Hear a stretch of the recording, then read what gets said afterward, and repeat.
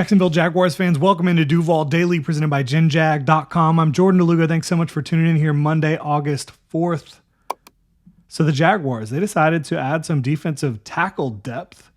According to Ian Rappaport of NFL Network, the Jaguars have signed 31-year-old defensive tackle Austin Johnson. So we're going to dive into what Austin Johnson brings to the Jacksonville Jaguars, how the Jaguars defensive tackle position is shaping up right now. And this move comes less than a week before the Jaguars' first preseason game. And so I do think that this is a signing that could be important for the Jaguars. Is Austin Johnson going to be a long-term starter for the Jaguars? No. But could he have an important role for the 2025 Jaguars? I definitely think he can. So let's dive into it. Really appreciate y'all being here. If you enjoy the content, please like and subscribe. You can also check out genjag.com/shop, pick up some new Duval gear. So Austin Johnson, 31 years old, comes over from the Buffalo Bills, spent one season there after spending 2 seasons with the Chargers. Before that, spent 2 seasons with the Giants. Before that, he was drafted by the Titans in 2016, played out his rookie contract there. Again, defensive tackle, listed at 6'4", 314 pounds, comes from the Penn State Nittany Lions, again back in 2016. And we know that they put out some seriously impressive athletes. I wouldn't put Austin Johnson in the category of some of the other guys that they have put out, but 6'4", 314 pounds. He is a very big man and was a second-round pick by the Titans back in 2016. So when the Jaguars bring someone in, he has to be a culture fit. He has to be intangibly rich, as James Gladstone likes to say. He has to enhance their ecosystem by being nothing more than himself. James Gladstoneisms, if you will.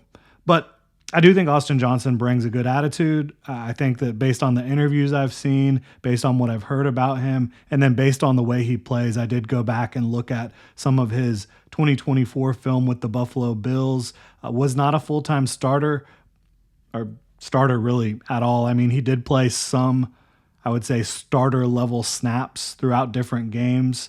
In the 2024 season against the Miami Dolphins in week 2, he played 38 snaps. He played 29 snaps against the Jaguars last year. Against the Patriots in week 18, played 43 snaps. But usually he was in the teens to the 20s, low 20s for the Bills. And he was in there almost 50-50 run defense and pass rush. So somebody who can play on pretty much any down. He has that versatility. I think he's a better run defender. He's also someone who, throughout his career, has played a lot more in the B gap, more of like a 3-tech type of positional alignment than your traditional like nose tackle, right? I don't think you want him taking on double teams all day, although he can do that. We're going to dive into what I saw from his tape in Buffalo right now. So to me, I saw someone who isn't like overly explosive getting off the ball. You think of a traditional 3-tech and you think of somebody who is used to penetrate. Now, even though Austin Johnson lines up a lot of times like in a similar spot, he is honestly utilized more as a role player, somebody who can eat up blocks, somebody who can take on pullers, who can work down the line of scrimmage, hold the point of attack instead of penetrating. He does have good hands. I think in the pass rush department, his best trait is the use of his hands. And he has several pass rush moves. I wouldn't say by any stretch is he a high-level pass rusher, just because I don't think he has the real juice to be that type of player necessarily at this point in his career. But I think he's very assignment sound, very strong, and again, someone who can defend the run to me at a high level.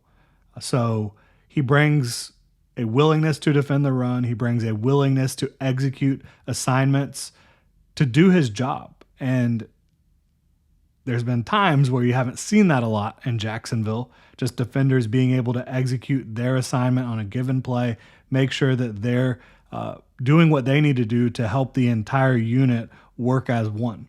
I think Austin Johnson is one of those types of players that does that, similar to DeJuan Smoot, who does bring a little bit more pass rush juice than Austin Johnson. But these two guys played together last year. Matt Edwards, the Jaguars defensive line coach, was with them in Buffalo last year. So that's a connection point, a tether point between bringing in Austin Johnson and the Jaguars' current roster.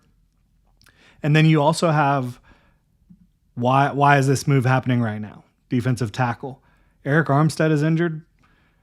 Mason Smith is still on the active/PUP. I don't know the extent of Eric Armstead's back injury. I don't know when Mason Smith will be back. I'm not allowed to speculate on when he'll be back. He moves around out there like he's looking pretty good, but I'm not a doctor and I'm not allowed to really, give my opinion on that. So I don't know when Mason Smith will be back. What I do know is Austin Johnson comes in here, and when I look at who's actually playing defensive tackle for the Jaguars right now, Devon Hamilton, Jordan Jefferson, Tyler Lacey, some of the other young guys, I think Austin Johnson right now would probably be the Jaguars' second best defensive tackle. Like, I think that if they had to play a meaningful game tomorrow, it might be Devon Hamilton and Austin Johnson out there.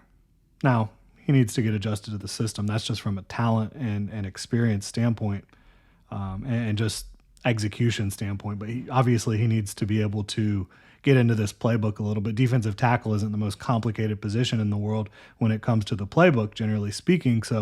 And he's got a wealth of experience in multiple different systems. So he should be in a position where he's pretty much ready to go. At least that would be my hope.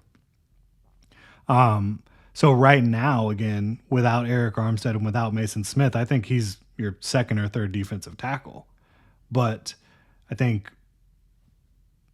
assuming Eric Armstead and Mason Smith are back before the regular season, which I think is a fair assumption right now, you would probably slot him in as your fourth or fifth defensive tackle. Someone who should make this team, because again, I think in certain game scripts, certain matchups, you're going to have times where you just need someone who is going to do their job, who is going to execute the assignment, especially in the run game, especially when you have a defensive front that maybe you're doing some different funky things, stunting, looping, trying to create one-on-ones for others. He can help you do that.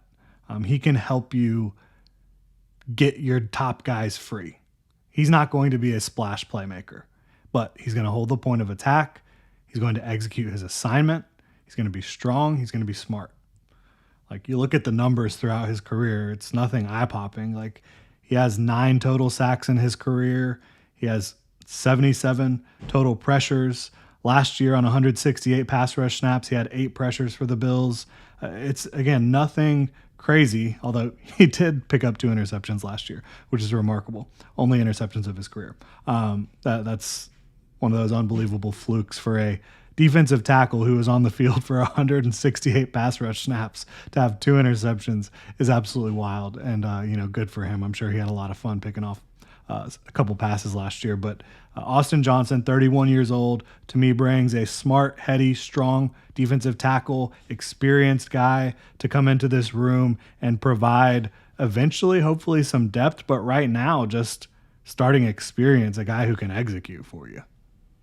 And again, these are the types of players, if he's your 4th or 5th defensive tackle in the rotation, that can really raise the floor. I do think he is a floor-raising type of guy. I don't necessarily know if he's going to raise your ceiling as compared to some of the other players that are currently on the roster, but when you don't have Eric Armstead and you don't have Mason Smith, you need somebody like this in your lineup. So let me know what y'all think in the comment section below. If you enjoy the content, please like and subscribe. Y'all have a good one.